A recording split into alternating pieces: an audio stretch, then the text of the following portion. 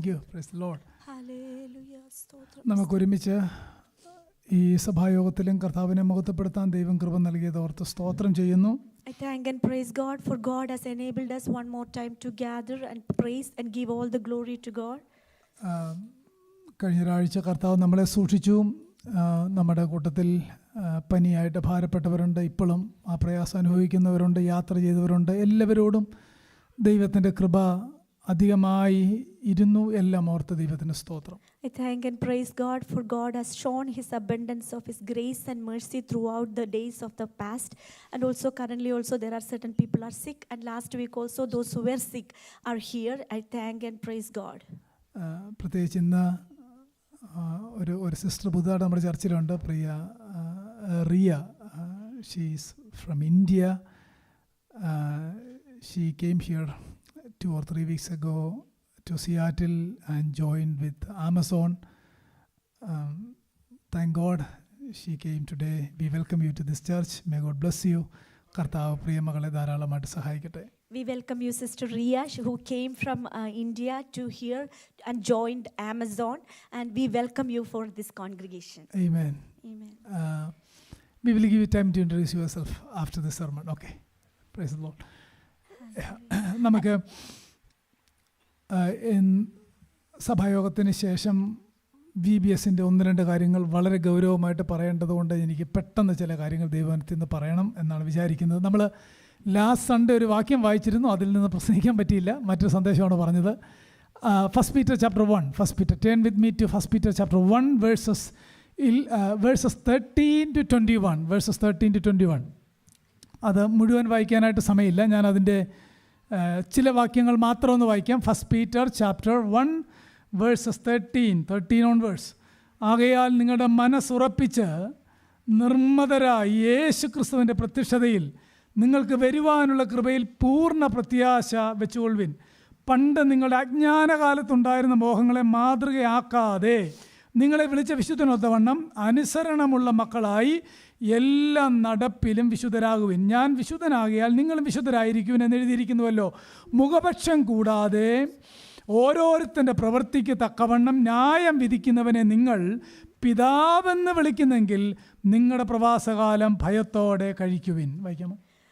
Therefore prepare your minds for action, keep sober in spirit, fix your hope completely on the grace to be brought to you at the revelation of Jesus Christ.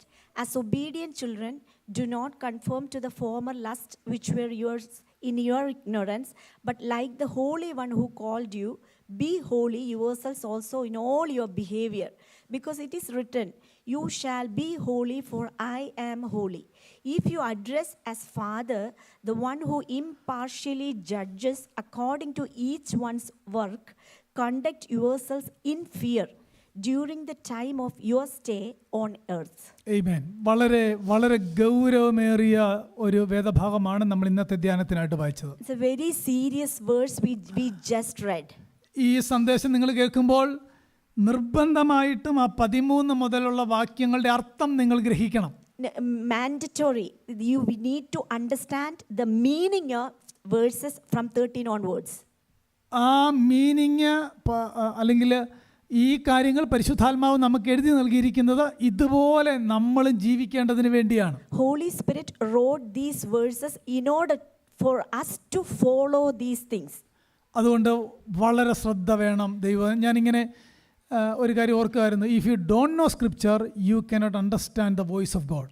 ദൈവവചനം നിങ്ങൾക്ക് അറിയില്ലെങ്കിൽ you cannot recognise the voice of the Lord. അതിനി ദൈവം നമ്മുടെ ഹൃദയത്തിൽ പതിയെ പറഞ്ഞാലും ദൈവവചനത്തിലൂടെ ഉറക്കെ പറഞ്ഞാലും you cannot recognise the voice of the Lord. If you do not understand the word of God, you cannot recognize the voice of God. അതുകൊണ്ട് ദൈവ ശബ്ദം ഗ്രഹിക്കണമെങ്കിൽ, അത് തിരിച്ചറിയണമെങ്കിൽ you should know the Bible. If you want to recognize the voice of God, then you need to understand clearly the scripture. അതുകൊണ്ട് വളരെ ഗൗരവം, അതീവ ശ്രദ്ധ ദൈവവചനത്തിനകത്ത് വേണം. So I am inviting undivided attention. ദൈവവചനಕ್ಕೆ എൻ്റെ ഒരു ചിന്തയനുസരിച്ച് ഏറ്റവും ഒരു മനുഷ്യൻ്റെ ശ്രദ്ധ വേണ്ടത് ദൈവവചനം കേൾക്കാനാണെന്നാണ് എൻ്റെ ബോധ്യം. ഏറ്റവും Based on my understanding, most attention needed to anything on this earth is the word of God. ഒരു മായവും ഞാൻ ഇതിനകത്ത് കലർത്തില്ല. ഒരു സെന്റൻസ് പോലും ഞാൻ മായം പറയില്ല. I am not going to pollute with anything else with this holy word. എന്നോട് ഇന്നലെ എന്നെ ഒരു അറിയാവുന്നൊരു സ്നേഹിതൻ ഈ വെസ്റ്റ് കോസ്റ്റിൽ നിന്ന് കാലിഫോർണിയയിൽ നിന്ന് എന്നെ വിളിച്ചു. One of my friends who is from the West Coast called me from California. അന്നേരം എന്നോട് അദ്ദേഹം പറഞ്ഞു, ഈ പ്രാവശ്യം കോൺഫറൻസിനൊന്നും പ്രസംഗിക്കാൻ വിളിച്ചിട്ടില്ലല്ലേ എന്ന് ചോദിച്ചു. He asked me, you are not invited to preach in any of the conferences this year, right? അന്നേരം ആ വ്യക്തി തന്നെ എന്നോട് പറഞ്ഞു, ഇച്ചിരി മെൻ പ്ലീസേഴ്സ് ആയിട്ട് പ്രസംഗിച്ചാൽ മതി, ഉറപ്പായിട്ടും വിളിക്കുമെന്ന് പറഞ്ഞു. Then that person told me, speak with some words of pleasing to the congregation, then you will be invited to conferences. ഞാൻ പറഞ്ഞു, സ്റ്റേജ് വേണ്ട എന്ന് പറഞ്ഞു. Then I replied, I do not expect any stages or pulpits. അതുകൊണ്ട് ഒരു sentence നിങ്ങളെ please ചെയ്യാൻ ഞാൻ പറയില്ല. നിങ്ങൾ എന്നെ എന്ത് കംപ്ലയിൻറ്റ് പറഞ്ഞാലും ഒരു സെൻറ്റൻസ് ഞാൻ പറയില്ല. No matter how you complain, I'm not going to say anything which pleases to your ears. ആ പുസ്തകത്തിൽ എഴുതിയിരിക്കുന്നതിൻ്റെ അർത്ഥം ഞാനൊന്ന് പറയാനായിട്ട് പോവുകയാണ്. I'm going to interpret the meaning of these verses which we just read. വേദപുസ്തകം ആര് പ്രസംഗിച്ചാലും ആ വാക്യത്തിന് ആ അർത്ഥം മാത്രമേ ഉള്ളൂ. No matter who is preaching from this word of God, only this is the meaning of the scripture. കാരണം ആ വാക്യം എഴുതിയപ്പോൾ പരിശുദ്ധാത്മാവിനൊരു പർപ്പസ് ഉണ്ടായിരുന്നു. ഈ meaning സഭക്കാർക്ക് ഗ്രഹിക്കണം. When this scripture was written, Holy Spirit has a specific and definite purpose, and in that manner only I'm going to preach. ആ meaning മാത്രം ഞാൻ നിങ്ങളോട് പറഞ്ഞ് അതിൻ്റെ ആപ്ലിക്കേഷൻ എന്നോട് സ്നേഹിക്കുന്ന ഒരാൾ പറഞ്ഞിട്ടുണ്ട്. ഞാൻ ഈ പൊതുവെ ആപ്ലിക്കേഷൻ എന്താ അധികം പറയാത്തതെന്ന് അറിയാവോ? എൻ്റെ ബോധ്യം അനുസരിച്ച് ഹോളി സ്പിരിറ്റ് ആപ്ലിക്കേഷൻ പറയണമെന്നാണ് ഞാൻ വിചാരിക്കുകയും പ്രാർത്ഥിക്കുകയും ചെയ്യുന്നത്. കാര്യം ഞാൻ പറഞ്ഞ് തെറ്റിപ്പോയാൽ എന്നെ ചെയ്യുമെന്ന് ഓർത്താണ് ഞാൻ അധികം പറയാത്തത്. സന്ദേശം എക്സ്പ്ലെയിൻ ചെയ്യുമ്പോൾ ഉറപ്പായിട്ടും നിങ്ങൾ ശ്രദ്ധിച്ചിരുന്നാൽ ഹോളി സ്പിരിറ്റ് ഇത് അപ്ലൈ ചെയ്തിരിക്കും. Amen. Usually whenever I deliver the message, I usually never mention the applications. Never എന്നല്ല, most of the time. Occasionally, yeah. Most of the time I didn't explain the application because I believe if you understand clearly the scripture, application will come out of you automatically. എന്താ application ഞാൻ പെട്ടെന്ന് പറയാം. സന്ദേശം കേൾക്കുമ്പോഴത്തെ application ഒരു ഉദാഹരണം പറയാം, പെട്ടെന്ന് ശ്രദ്ധിച്ചേ. Let me tell you what is the application of the scripture. നമ്മളൊരു വീട്ടിലോട്ട് കയറി ചെന്നു. If we enter into a family, ആ വീട്ടിൽ ചെന്നപ്പം ലിവിംഗ് റൂമും കിച്ചണും എല്ലാം മെസ്സപ്പ് ആയിട്ട് കിടക്കുക. and if we see the living room as well as the kitchen were all so messy, നമ്മൾ ഒരു മിനിറ്റ് ആലോചിച്ചപ്പോൾ മനസ്സിലായി, കഴിഞ്ഞ 5 days ആയിട്ട് husband and wife full time വർക്കായിരുന്നു. അവർ വീട്ടിലില്ലായിരുന്നു, അവർ ജോലിയായിരുന്നു. Then we came to realize that for the past 5 days, both the parents or the husband and wife were at work and they didn't get enough time to clean the house. അങ്ങനെങ്കിൽ application എന്നാന്നറിയോ? ചെന്ന് എനിക്ക് അപ്പോൾ ജോലിയില്ല, ഞാൻ അതെല്ലാം എടുത്ത് അടുക്കി വെക്കുക. മനസ്സിലാവുന്നു? Application for me, since I entered into the house which was messy, I need to clean that room. അത്രേ ഉള്ളൂ. കേൾക്കുന്ന വചനം എൻ്റെ ജീവിതത്തിൽ കൊണ്ടുവരിക. I have to apply whatever I am hearing from the word of God. വായിക്കുന്ന വചനത്തെ എൻ്റെ ഹൃദയത്തിന്റെ ഉള്ളിലാക്കുക. ഹോളി സ്പിരിറ്റിനാൽ അതിനെ അനുസരിക്കുക. Whatever I am reading, let us need to urge to make that getting into our mind and to apply outwardly. ക്രിസ്ത്യാനിറ്റിയിൽ short cut ഇല്ല. There is no shortcut in Christianity. ഒരു തട്ടിപ്പും ആത്മീയത്തിൽ നടക്കില്ല. We cannot apply any gimmicks in എനിക്ക് നിങ്ങളെ Christianity. പറ്റിക്കാം, നിങ്ങൾക്ക് എന്നെ കളിപ്പിക്കാം, പക്ഷെ തമ്പുരാന്റെ മുന്നിൽ ഇതൊന്നും നടക്കില്ല. We can deceive you or you can deceive us, but in front of Jesus we cannot deceive or be deceived. ഒറ്റ മാർഗ്ഗമുള്ള നിത്യതയിലെത്താൻ, രക്ഷയ്ക്കായി പ്രവർത്തിപ്പീൻ. Only one way to enter into salvation, work out for the salvation. നമ്മുടെ രക്ഷ അനുദിന ജീവിതത്തിൽ keep on ചെയ്ത് കാണിക്കുക. Keep on working for our salvation with fear and trembling. Praise the Lord. Hallelujah. എന്താ ഭയവും വിറയലും? ഞാൻ മറ്റൊരു സന്ദേശത്തിൽ പറയാം. ഭയവും വിറയലോടും കൂടെ രക്ഷയ്ക്കായി പ്രവർത്തിപ്പെന്ന് പറഞ്ഞു കഴിഞ്ഞാൽ ദൈവം അല്ലെങ്കിൽ ന്യായം വിധിക്കുന്നവനോടുള്ള അല്ലെങ്കിൽ ചിലത് ചെയ്താൽ കർത്താവിൻ്റെ സന്നിധിയിൽ ഭയപ്പെടണം. ആ ബോധ്യത്തോടെ നമ്മുടെ പ്രവാസകാലം കഴിക്കണമെന്നാണ് എൻ്റെ അർത്ഥം. The meaning of work out your salvation with fear and trembling means we need to stand in front of a judge.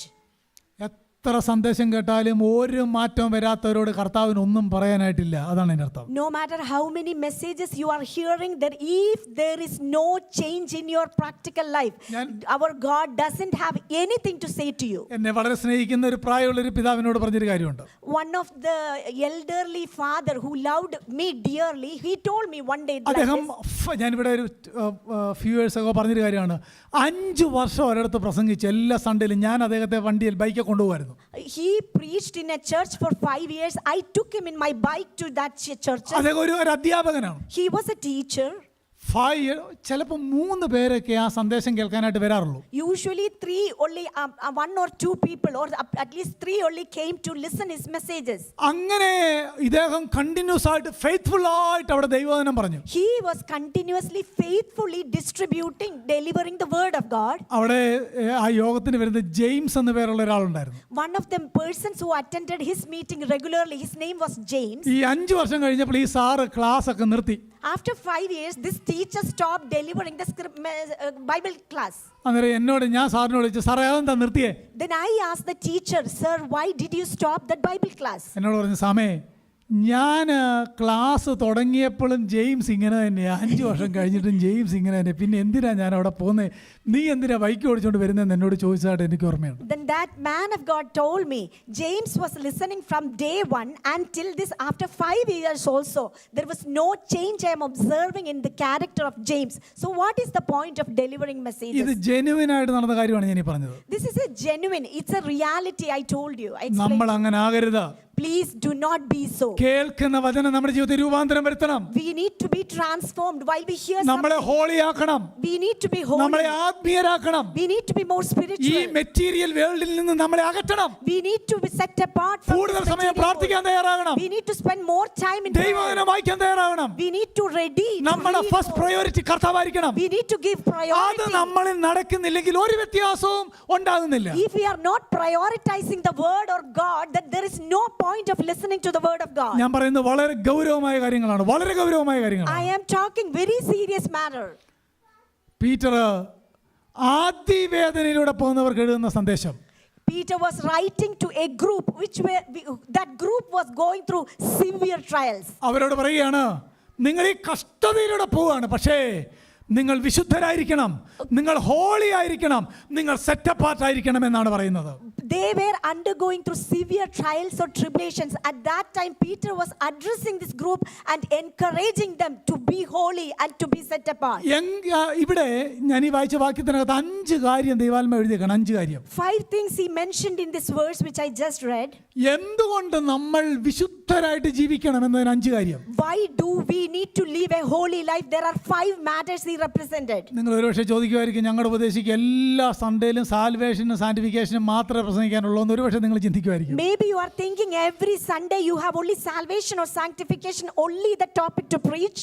ഞാൻ ന്യൂ ടെസ്റ്റമെന്റിനകത്ത് വേറെ ഒരു ടോപ്പിക്കും കണ്ടിട്ടില്ല. എന്തെങ്കിലും ഉണ്ടെങ്കിൽ നിങ്ങൾക്ക് എന്നെ കാണിക്കാം, എന്തെങ്കിലും ഉണ്ടെങ്കിൽ നിങ്ങൾക്ക് എന്നെ കാണിക്കാം. ചലഞ്ചായിട്ട് എടുക്കണം, എന്നെ കാണിച്ചാൽ ഞാൻ അത് ഉറപ്പായിട്ട് തയ്യാറാക്കിയോ നിങ്ങളോട് പറയുന്നത്. I am not seeing any other topics except salvation or sanctification than in throughout the New Testament. Glorification അതിന്റെ ഫൈനലി പറയുന്നുണ്ട്. And there is a culmination, glorification. എല്ലാ സന്ദേശത്തിലും ഇത് പറയാനാണ് ദൈവം എഴുതി നൽകിയേക്കുന്നത്, വേറെ ഒന്നും പറയാനായിട്ടല്ല. Scripture is written in order to preach sanctification and salvation.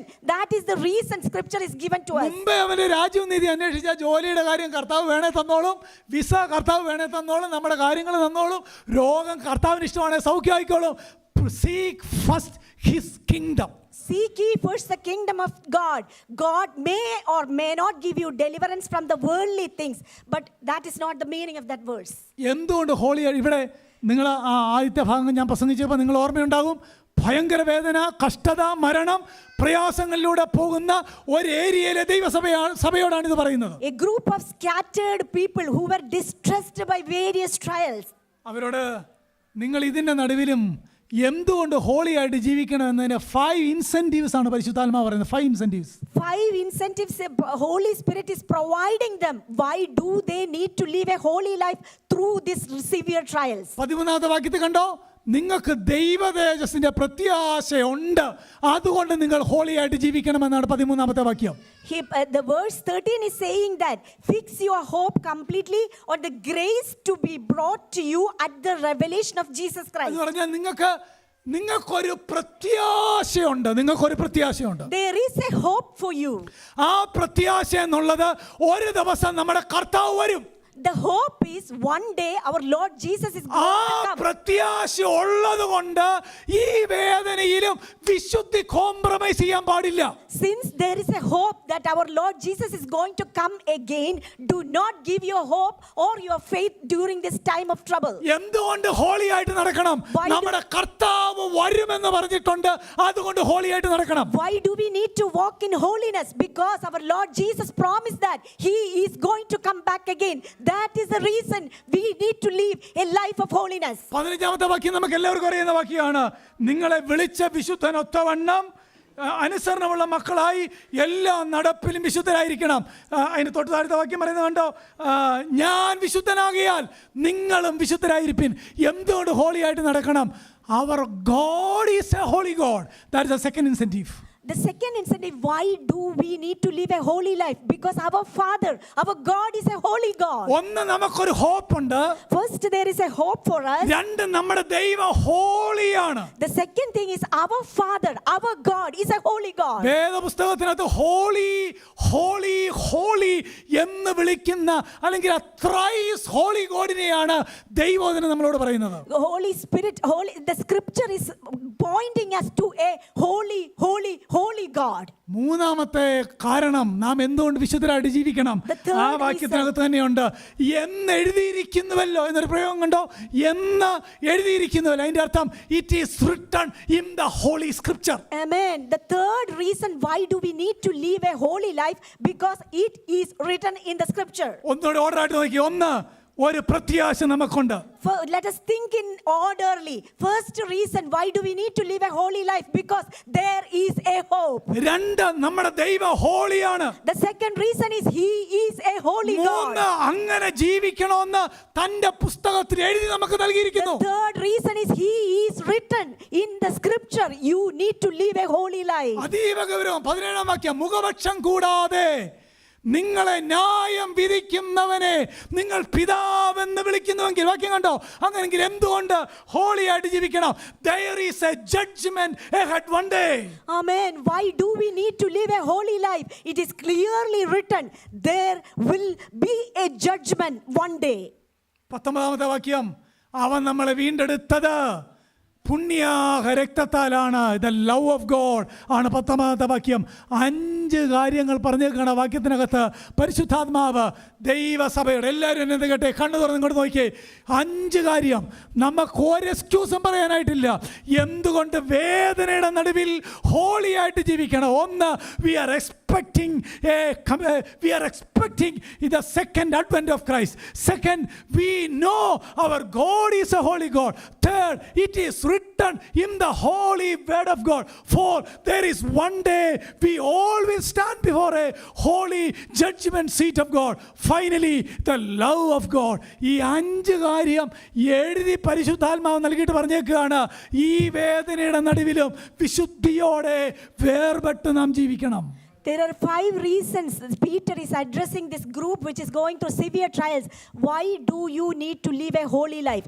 The 5 reasons is, first is there is a hope that our Father who is the God who is going to come back again. The second reason we need to live a holy life because He is a holy God. And the third reason, it is written in the scripture. That's the reason we need to lead a holy life. And the fourth one, He is a judge who will judge fairly. That's why we need to live a holy life. And the fifth reason, He redeemed us, each one of us, with His precious blood. The love of God. That is talking of the love of God. That shows the love of God towards us. പ്രസംഗിച്ചില്ല, ഉള്ളേ മനസ്സിലായല്ലോ. I believe you all got the ആര് outline. വായിച്ചാൽ ഈ 5 കാര്യം അവിടെ കിടപ്പുണ്ട്. ഞാൻ എൻ്റെ കയ്യിൽ നിന്ന് എടുത്ത് ഒന്നും പറഞ്ഞിട്ടില്ല. No matter who read this verse, we are very clear why do we need to lead a holy life. നിങ്ങൾ ഇനി അതിൻ്റെ കോണ്ടക്സ്റ്റ് നോക്കിയേ. Now we can look to the context. ക്രിസ്ത്യാനി എന്ന് പേര് പറഞ്ഞാൽ അന്നത്തെ കാലത്ത് കൊല്ലപ്പെടും. If they mention their title as a Christian, they are going to be martyred or killed. അവരോട് പറയുകയാണ്, അന്നൊരു കാര്യം ചെയ്തോ, നിങ്ങൾ എങ്ങനെയൊക്കെ ജീവിച്ചോ, ഹൈഡ് ചെയ്തോ, മറ്റുള്ളവരോട് മെർജ് ചെയ്തോ, നിങ്ങൾ ആളറിയാതെയൊക്കെ ജീവിച്ചോ എന്നല്ല ആത്മാവ് പറഞ്ഞത്. സെറ്റപ്പാട്ട് ചെയ്ത് ജീവിക്കണം, ജീവനേക്കാൾ കർത്താവിനെ സ്നേഹിക്കണം.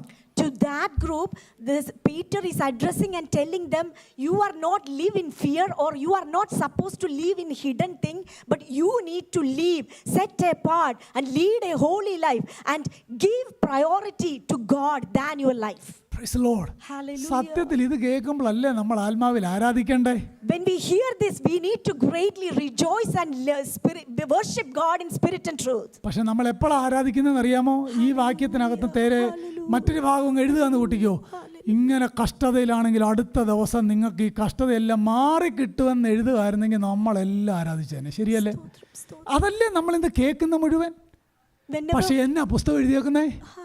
പുസ്തകത്തിൽ എഴുതിയേക്കുക കഷ്ടതയാ. പക്ഷേ നിങ്ങൾക്കൊരു പ്രത്യാശയുണ്ട്, നിങ്ങൾ സേവിക്കുന്നവൻ ഹോളിയാണ്, അങ്ങനെ ജീവിക്കണമെന്ന് എഴുതിയിരിക്കുന്നു.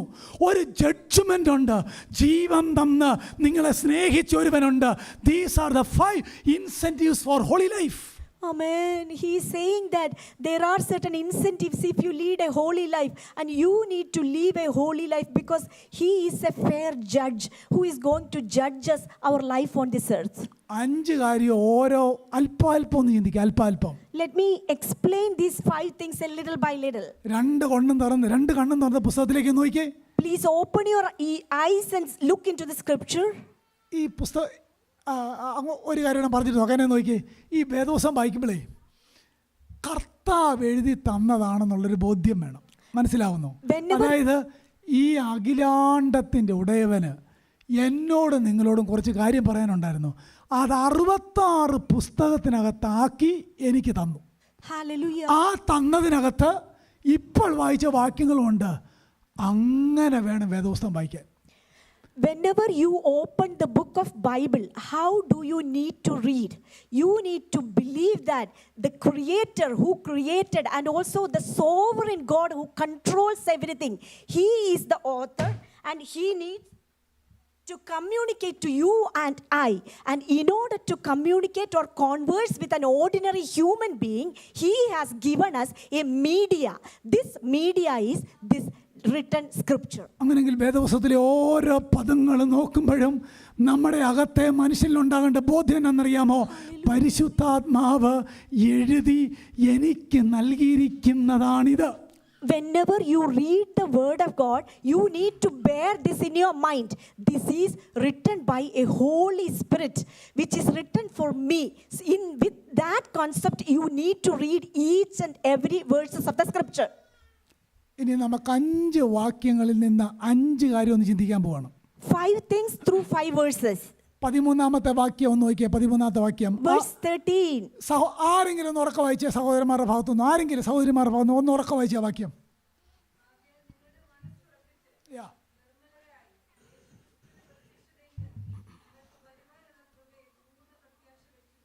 നിങ്ങളൊരു 2 പദം അവിടെ ഉണ്ട്. ഹോളി ആയിട്ട് ജീവിക്കാൻ വേണ്ടി അവരോട് പറഞ്ഞേക്കുകയാണ് കർത്താവ് വരും. അതിന് 2 കാര്യം നമ്മളോട് ചെയ്യാൻ പറഞ്ഞേക്കുകയാണ്. 1 മനസ്സുറപ്പിക്കണം, 2 നിർമ്മതരാകണം. 2 പദം കൊണ്ടോ. Keep sober in spirit, fix your hope. മനസ്സുറപ്പിക്കുക എന്ന് പറഞ്ഞാൽ എന്താ അർത്ഥം? മനസ്സുറപ്പിക്കുക. What is the meaning of fix your hope? മനസ്സുറപ്പിക്കുക. Keep sober in spirit. Sober എന്നുള്ള നിർമ്മതരാകുക എന്ന എൻ്റെ തൊട്ടുമേലത്തെ വാക്യം. Prepare your minds for action. Prepare mind for action. Prepare mind. മനസ്സുറപ്പിക്കുക എന്ന് പറഞ്ഞാൽ ആ പർട്ടിക്കുലർ പദത്തിൻ്റെ അർത്ഥം ഓൺലി ഒരു കാര്യത്തിൽ കോൺസെൻട്രേറ്റ് ചെയ്യുക എന്നർത്ഥം. ഒരു കാര്യത്തിൽ കോൺസെൻട്രേറ്റ് ചെയ്യുക. Prepare your minds for action means we need to concentrate on a particular matter. എന്താ അവിടെ മനസ്സുറപ്പിക്കാൻ പറഞ്ഞേക്കുന്നത്? ഏതർത്ഥത്തിലാണ്? ഏത് കാര്യത്തിലാണ്? What is the thing here mentioned? Prepare your mind. ഒരു ഭാവി പ്രത്യാശയുണ്ട്. There is a future, a hope for future. ആ ഒറ്റ കാര്യത്തിൽ മാത്രം മനസ്സുറപ്പിക്കുക. He is saying, concentrate or fix your hope on one and only one thing. ചിന്തകൾ കാട് കയറി പോകരുത്. Your thoughts or you should not wander around with your thinking. പ്രത്യാശയ്ക്ക് വിപരീതമായ ചിന്തകൾ വരരുത്. You do not have any thoughts against your hope. ഈ സമയത്ത് പെർസിക്യൂഷന്റെ വേദന ഓർക്കരുത്. Do not think about the pain of the persecution or suffering. നാളെ എന്ത് നടക്കും എന്നോർത്ത് വ്യാകുലപ്പെടരുത്. ഒരു കാര്യത്തിൽ മാത്രം മനസ്സുറപ്പിക്കണം. Do not be anxious about anything what may happen tomorrow, but prepare your mind for an action. Discipline your mind. And separate your mind. എല്ലാവരും രണ്ട് ചെവി തുറന്ന് കേട്ടോ. Please open your ears and listen carefully. സങ്കീർത്തനത്തിൽ വായിക്കുന്നില്ലേ, യഹോവ ഒരു പ്രാവശ്യം അരുളി ചെയ്തു. എല്ലാരും കേട്ടല്ലോ രണ്ടു പ്രാവശ്യം. I believe you all heard 2 times. മനസ്സ് ഫോക്കസ്ഡ് ആകണം. We need to be very focused. കൊരിന്ത്യരോട് പൗലോസ് പറയുന്നില്ലേ, എനിക്കൊരു പേടി നിങ്ങളെ പറ്റിയുണ്ട്, നിങ്ങൾ ക്രിസ്തുവിനോടുള്ള ഏകാഗ്രത വിട്ട് 11:13 ക്രിസ്തുവിനോടുള്ള 3 ആ ഏകാഗ്രത വിട്ട് നിങ്ങൾ വഷളായി പോവോ. അവിടുത്തെ അർത്ഥം എന്നാ? Focus only on Christ. Amen. Paul was also doubting whether you will deviate from the pure love towards your bridegroom. So the meaning is we need to be crystal clear. We need to have a focused attention. അതുകൊണ്ട് ഏത് ജീവിത application പറയാൻ പോവാ, കേട്ടോണം, ശ്രദ്ധിച്ചു കേട്ടോണം. I'm going to ജീവിതത്തിന്റെ ഏത് പ്രതിസന്ധിയിലും Hallelujah. മനസ്സ് പതറരുത്. Do not be afraid or do not be discouraged no matter what the situation comes against you. നമ്മുടെ ചിന്തകൾ പിശാചിന് വിട്ടുകൊടുക്കരുത്. Do not give a room for Satan. ഒറ്റ കാര്യത്തിൽ മാത്രം കോൺസെൻട്രേറ്റ് ചെയ്യുക. Concentrate on only one thing. നമുക്കൊരു hope ഉണ്ട്. There is a hope. അതൊരു ഫാക്റ്റ് ആണ്. That is a fact. ഞങ്ങളുടെ കർത്താവ് വ്യാജം പറയില്ല. God is not a God who lies. മനസ്സുറപ്പിച്ച്. Please fix your mind. എല്ലാവർക്കും മനസ്സിലായ അർത്ഥം? മനസ്സുറപ്പിച്ച്. Prepare your minds and be strong and prepare your minds for action. മനസ്സുറപ്പിച്ച്. And be firm. രണ്ടാമത്തെ പദം നിങ്ങൾ കേട്ടോ, മനസ്സുറപ്പിച്ചാൽ മാത്രം പോരാ, നിർമ്മതരായി. The second thing is keep sober, not only to focus but keep sober in spirit. ഈ നിർമ്മതരാകുക, സോബർ മൈൻഡഡ് എന്നൊക്കെ പറഞ്ഞാൽ എന്താ അർത്ഥം? What is the meaning of keep sober? മനസ്സിനെ കൺട്രോൾ ചെയ്യുക എന്നർത്ഥം. Control our mind. ഈ നിർമ്മതരായി എന്നതിന്റെ ഓപ്പോസിറ്റ് പറഞ്ഞാൽ പെട്ടെന്ന് മനസ്സിലാവും, മത ഇളകുക എന്ന് കേട്ടോ. Hello. The opposite of be sober means usually we hear about elephants when they go wild. മനസ്സുറപ്പിക്കാൻ പറ്റിയില്ലെങ്കിൽ മത ഇളകും, ഉറപ്പുകാരിയാണ്. If we are unable to control or focus our mind, we will start to wander wildly. അത് ചിലപ്പോൾ നമ്മൾ ആരോടും തീർത്തിരിക്കും, ശരിയല്ലേ? That wild action and wild thought we may express to anyone whom we come across. Concentrate your mind. Concentrate. We need Control your thought. We need to control our മനസ്സുറപ്പിച്ച് നിർമ്മതരായി. We need to control our thought and be focused. നിർമ്മതർ എന്ന വാക്ക് Peter പല പ്രാവശ്യം ഉപയോഗിച്ചിട്ടുണ്ട്. അതിൻ്റെ അർത്ഥം calm, study, control, sober എന്നൊക്കെയാണ് അതിൻ്റെ അർത്ഥം. Sober was repeatedly used in the book letter of Peter. That meaning is controlled, calm or poised. മനസ്സുറപ്പിച്ച്. Keep sober in spirit. ഇതിന് ഓൾഡ് ടെസ്റ്റമെന്റ് മറ്റൊരു വാക്യമുണ്ട്, നിങ്ങളുടെ അര കെട്ടണം എന്നൊരു പ്രയോഗമുണ്ട്. എന്ന് പറഞ്ഞാൽ gird your loins. Gird your loins. In Old Testament there is another word for keep sober. മനസ്സുറപ്പിച്ച് നിർമ്മതരായി എന്നതിന് ഒരു ഓൾഡ് ടെസ്റ്റമെന്റ് വേർഷനാണ് നിങ്ങളുടെ അര കെട്ടണം. Amen. Be ready. Gird your loins. Praise the Lord. Hallelujah. ഈ അര കെട്ടണം എന്നൊക്കെ പറയുന്നതേ, ഇത് മിഡിൽ ഈസ്റ്റിലുള്ള സഭകൾക്ക് എഴുതുന്ന എപ്പിസലാണ് അല്ലേ? മിഡിൽ ഈസ്റ്റിലെ സഭകൾക്ക് അന്ന് എഴുതുന്ന എപ്പിസലാണ്. They were the primary authors, primary recipient. Primary recipient of this letter. While this was written, it was from the Middle East. അവരുടെ ഡ്രസ്സ് എന്നാന്ന് നിങ്ങൾക്ക് എല്ലാവർക്കും അറിയാമല്ലോ.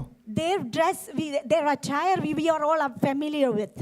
ഇവിടം തൊട്ട് താഴെ ഒരു ഒറ്റ ഉടുപ്പാണ്. One robe they usually wear.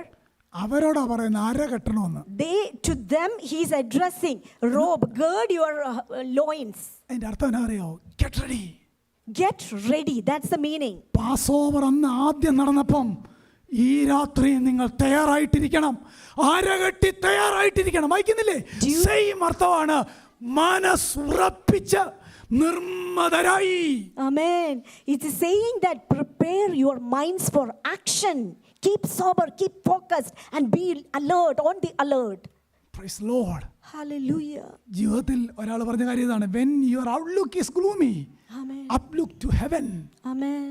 നമ്മുടെ പരിസ്ഥിതികളെല്ലാം Amen. പ്രയാസങ്ങളും കഷ്ടങ്ങളും ആകുമ്പോൾ അരമുറിക്ക് മുകളിലോട്ട് നോക്കാം, അരമുറിക്ക് മുകളിലോട്ട് നോക്കാം, മനസ്സുറപ്പിക്കാം, നിർമ്മതരാകാം, ചിന്ത കോൺസെൻട്രേറ്റ് ചെയ്യാം, അതിനെ കൺട്രോൾ ചെയ്യാം. Amen. Whenever we are in distresses or trials or persecutions or any kind of severe difficulties, we need to concentrate on God and lift our eyes up to the heaven from where our help comes from. ഇനി 13ാമത്തെ വാക്യം വായിച്ചു നോക്കിയേ. കഷ്ടതയിൽ ഇരിക്കുന്നവരോട് പറയാം, ആകയാൽ Therefore, നിങ്ങളുടെ മനസ്സുറപ്പിച്ച് നിർമ്മതരായി യേശു ക്രിസ്തുവിന്റെ പ്രത്യക്ഷതയിൽ നിങ്ങൾക്ക് വരുവാനുള്ള കൃപയിൽ പൂർണ്ണ പ്രത്യാശ വെച്ചുകൊള്ളുവീൻ.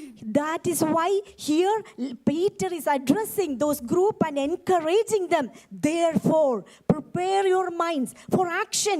Keep sober in spirit. Fix your hope completely on the grace to be brought to you at the revelation of Jesus Christ. ആ വാക്യം ഗ്രഹിച്ചെങ്കിൽ മാത്രം ഹല്ലേലൂയ പറഞ്ഞു. Hallelujah. Praise the Hallelujah. Lord. Hallelujah. Praise the Lord. Hallelujah. ഇനി ആർക്കും ഇവിടെ ഇരിക്കുന്ന ആർക്കും അത് മനസ്സിലായില്ലെന്ന് പറയാൻ പറ്റില്ല. Please do not consider that you didn't understand the meaning of 1 Peter chapter 1 verse 13. നിർമ്മതരായിരിക്കണം, We need to be, മനസ്സുറപ്പിക്കണം. we need to fix our mind. എന്തുകൊണ്ട് holy ആകണം? Keep sober and be എന്റെ holy. കർത്താവിന്റെ പ്രത്യാശയിൽ, ആ പ്രത്യക്ഷതയിൽ ഞാൻ പൂർണ്ണ പ്രത്യാശയുള്ളവനാണ്, അതുകൊണ്ട് ഞാൻ ഹോളിയാവുന്നു. We need to have a clear hope that at the time of revelation of Jesus Christ, I am hopeful for that. 2, Hallelujah. Second thing, എന്തുകൊണ്ട് ഹോളിയാകണം? why do you need to be holy? നമ്മുടെ കർത്താവ് ഹോളിയാണ്. Since he is holy. ഈ സാധാരണ പ്രായമുള്ളവരൊക്കെ പറയാറുണ്ടല്ലോ, പിള്ളേരെ നോക്കി അവൻ്റെ അപ്പൻ്റെ അതേ സ്വഭാവമാണ് മക്കൾക്കെന്ന് പറയാറുണ്ട്. ഇല്ലേ സാർ? എല്ലാവരും അങ്ങനെ പറയണം. Usually parents, when they look at the descendants or the generation, they look at a son or daughter and say, same character as that of a father or a mother. പക്ഷെ ഒരു സംശയം, But I have a doubt. നമ്മളെല്ലാം children of God എന്നല്ലേ വായിക്കുന്നത്? We are reading that we are all children of God. പക്ഷെ ആ പിതാവിൻ്റെ സ്വഭാവം നമുക്കെവിടെ? Do we have the attributes of our Father in heaven? ഒരു ദിവസം കർത്താവ് യഹൂദന്മാരുമായിട്ടൊരു ഹീറ്റഡ് ഡിബേറ്റ് നടക്കുന്നുണ്ട്. John 8. John 8, we can see a heated conversation between the disciples of Christ and Jesus. Juice യേശുവിനോട് പറഞ്ഞു, ഞങ്ങളുടെ അപ്പൻ അബ്രഹാമാന്ന് പറഞ്ഞു. Jews was telling Jesus that our father is Abraham. അതിൻ്റെ അർത്ഥം ഞങ്ങളുടെ സ്വഭാവം അബ്രഹാമിന്റെ സ്വഭാവമാണെന്നാണ് അവർ പറഞ്ഞത്. They replied, they was telling Jesus that our character is of our father Abraham's character. കർത്താവിന്റെ മറുപടി എന്നായിരുന്നു അറിയാവോ? Do you know what was the reply of Jesus to that group of Jews?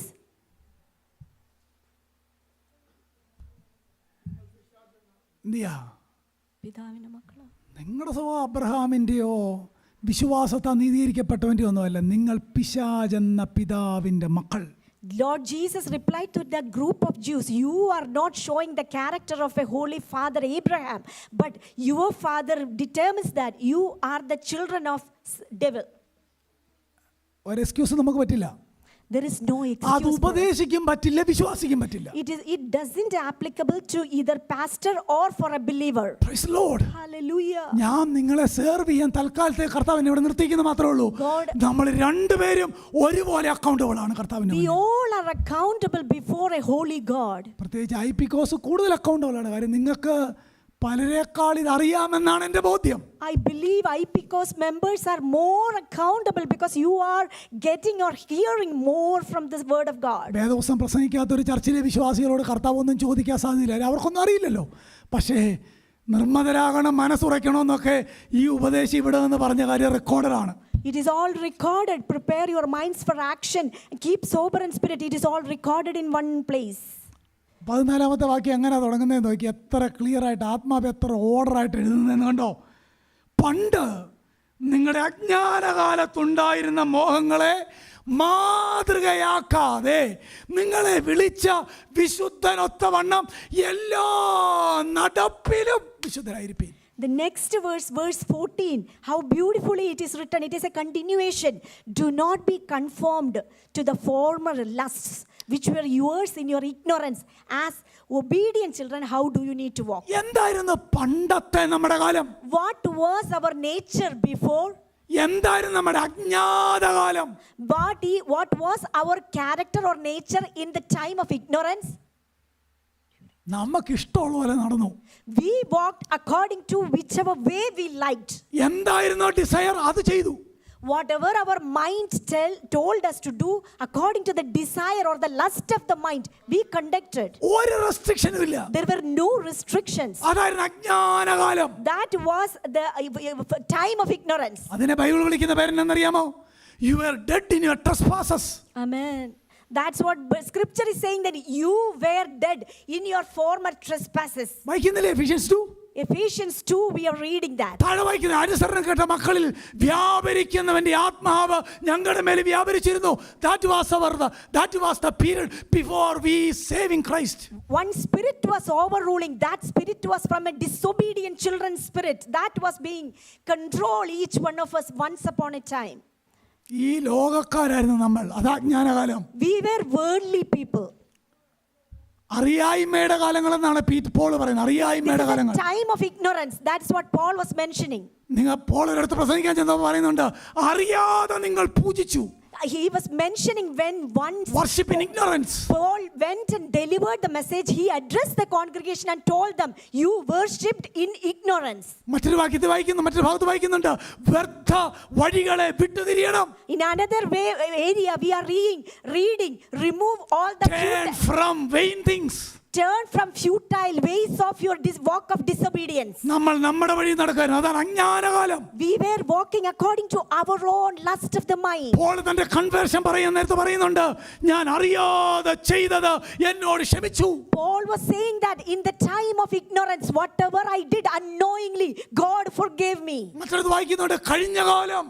In another area we are reading former time. മറ്റൊരു വായിക്കുന്നുണ്ട്, ജാതികളുടെ വഴിയിൽ ഇനി നിങ്ങൾ നടക്കരുത്. Another area we are reading, you do not walk according to the way of Gentiles. നമുക്കെല്ലാവർക്കും ഒരു അറിയായ്മയുടെ കാലം ഉണ്ടായിരുന്നു. We were all had a past of former ignorant way. അജ്ഞാതകാലം ഉണ്ടായിരുന്നു നമുക്കെല്ലാവർക്കും. An ignorant way or ignorant path we all had once upon a time. Holy ആയിട്ട് ജീവിക്കാൻ പ്രബോധിപ്പിക്കുമ്പോൾ ആത്മാവ് സഭകളോട് പറയുകയാണ്, അന്ന് നടന്ന പോലെ നടക്കരുത്.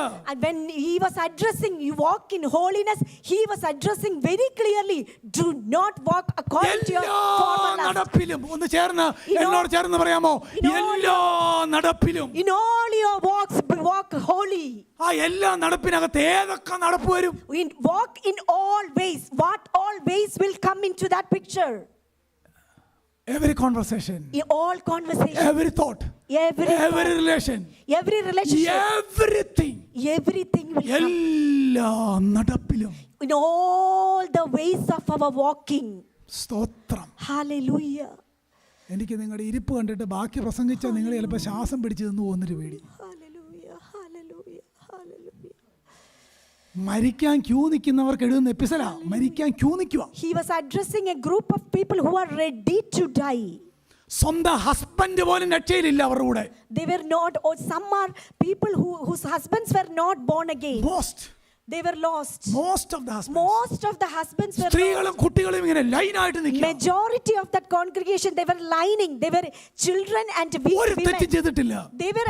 They haven't done ഹോളി ആയിട്ട് ജീവിച്ചെന്ന് മാത്രമേ ഉള്ളൂ. They lived a holy life. That's the only thing. അവരോട് ആത്മാവ് പറയുകയാണ്, പണ്ടത്തെ പോലെ തിരിഞ്ഞു പോകരുത്. The Spirit of the Lord is encouraging them, do not walk according to the അറിയായ്മയുടെ കാലങ്ങളിലേക്ക് ഇനി പോകരുത്. Do not walk the way where you walked in ignorance. നിങ്ങളെ വിളിച്ച വിശുദ്ധന് ഒത്തവണ്ണം എല്ലാ നടപ്പിലും. Be like the Holy One who called you in all your walks. Amen. Hallelujah, hallelujah. Praise the Lord. Praise the Lord. ദൈവത്തിന് സ്തോത്രം. Hallelujah, hallelujah.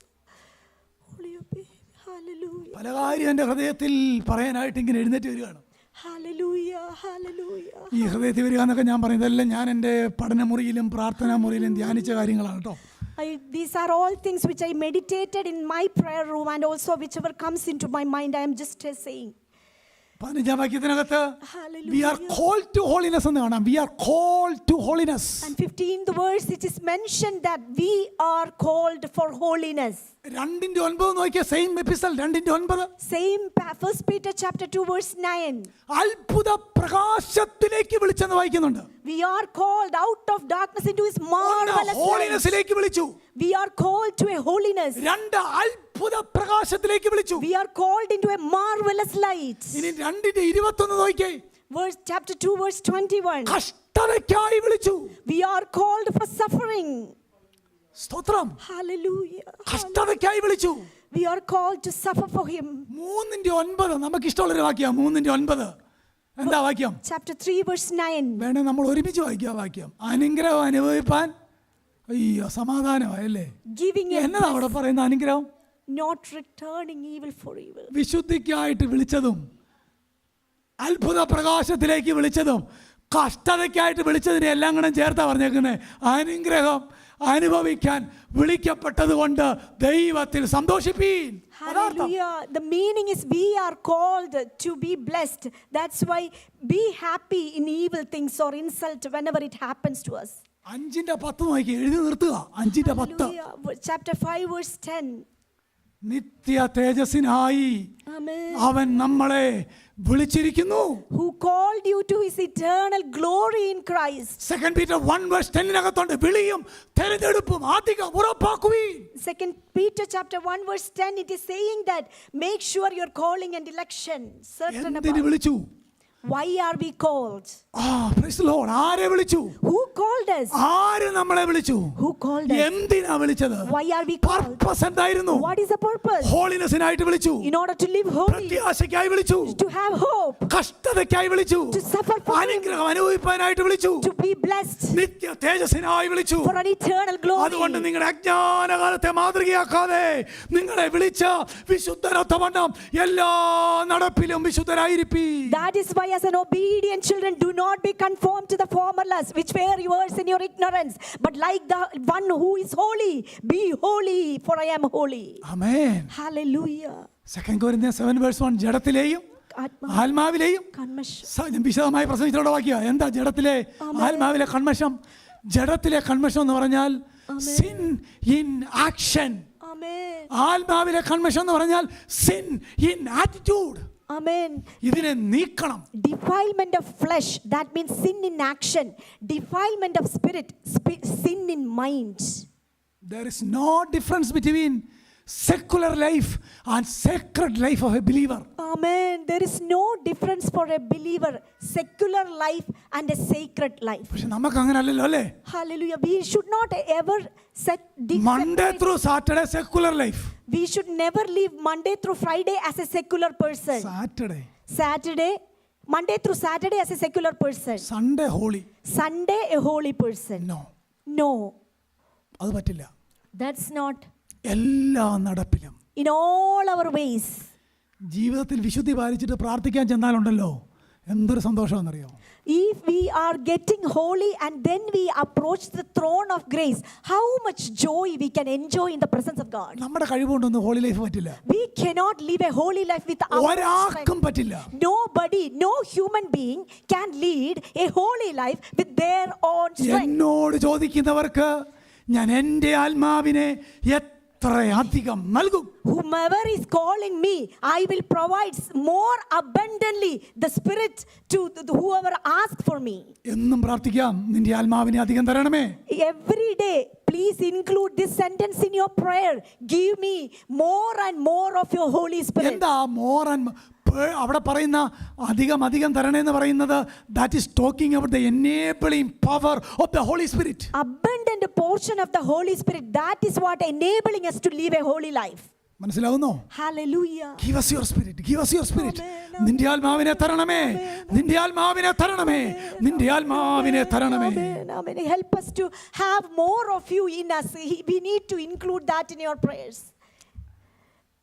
മൊത്തം പറയാൻ പറ്റിയില്ല, നിങ്ങൾക്കറിയാമല്ലോ. Hallelujah, hallelujah, hallelujah. എന്തുകൊണ്ട് ഹോളിയായിട്ട് ജീവിക്കണം? കഷ്ടതയിൽ മരിക്കാൻ ക്യൂ നിൽക്കുന്നവരോട് നിങ്ങളുടെ കഷ്ടത മാറുവില്ലയോ എന്നൊന്നും കർത്താവ് പറയുന്നില്ല. Lord Jesus Christ is not telling them whether your suffering or persecution is going to be moved or not. But those who are standing in line with respect of an impending death, he is addressing. കർത്താവ് സഭയോട് പറയുകയാണ്, He is addressing that group. വിശുദ്ധരാകണം. Be holy. എന്തുകൊണ്ട്? Why? You have a future hope. Because you have a future glorious hope. Your God is a holy God. Your Father, your God is a holy It is written in the Holy Scripture. And it is written in the Holy Scripture. We will stand before a holy God one day and give account of our life. We all need to stand in front of a holy judge one day, and we all need to give an account individually. He loved us. He loved us. Amen. Amen. ഈ സന്ദേശത്തിന് രാമേനെങ്കിലും ഒന്ന് പറയാമോ? Hallelujah. Amen. Amen. Thank you. കർത്താവ് സഹായിക്കട്ടെ.